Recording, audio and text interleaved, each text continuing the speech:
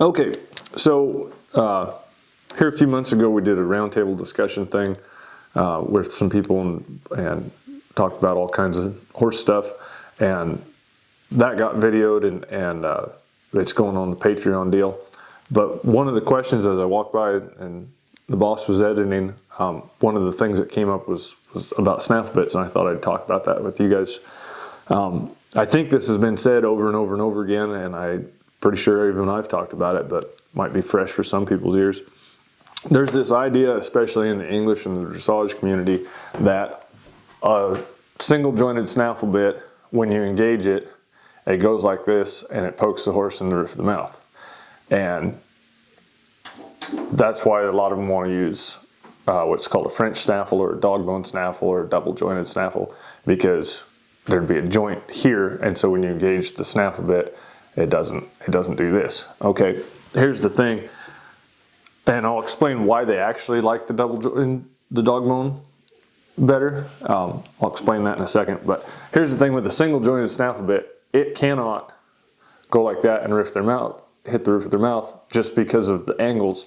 The way it sits in their mouth, the roof of their mouth is here, it sits like this, and so when you engage it, it does this.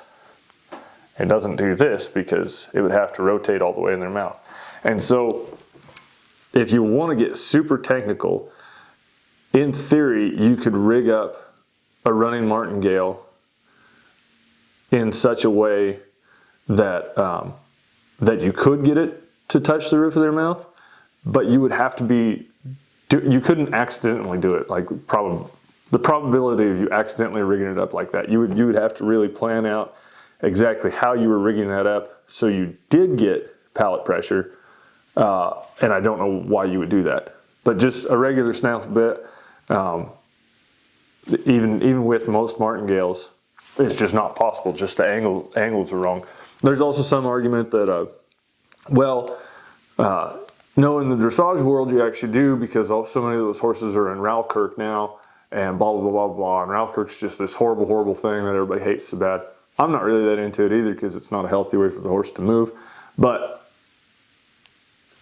you're still not getting palate pressure, even in Ralkirk. And here's the other thing too, I've put horses into Ralkirk, and to get them there, you wouldn't be able to do it if you were getting any palate pressure. So no, there's no palate pressure. It doesn't poke them in the roof of the mouth. The reason people actually like the French snaffle or the dog bone, some people call it, or a triple jointed, I think I've heard it called, is because since it has that bone in the middle, it doesn't do this, and so it goes like this, and you actually get more tongue pressure and more bar pressure with the French snaffle because of just the mechanics of it. So people use those, and they have more control over their horse because it's a pain compliance device, and the horse complies because it hurts more. And so they go, oh, my horse likes this bit better. Well, no, he just operates better in it because you have more control over him. He doesn't like it better. In fact, he probably doesn't like it as well. But they've reasoned out, oh, the reason he didn't ride properly for me in a regular snaffle is because it does this and pokes him in the mouth, and this other one doesn't do that and poke him in the mouth, where it's actually the other way around. The one causes less pain, so he ignores it. The other one causes more pain, so he complies. And so that's what you're getting with a snaffle. Yeah, if anybody wants to check out that whole discussion, we talked about bits and mouth conformation and all kinds of fun stuff for over an hour. But you can check that out on Patreon, and yes, it is a subscription, but it's like $5. I want to thank the subscribers of our Patreon channel. The patrons, that's Patron where I'm from, give us the opportunity to bring these videos to you all. Without them, this channel wouldn't be possible.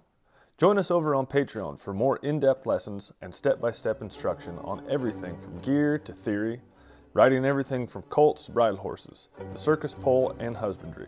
We'd love to see you all over there.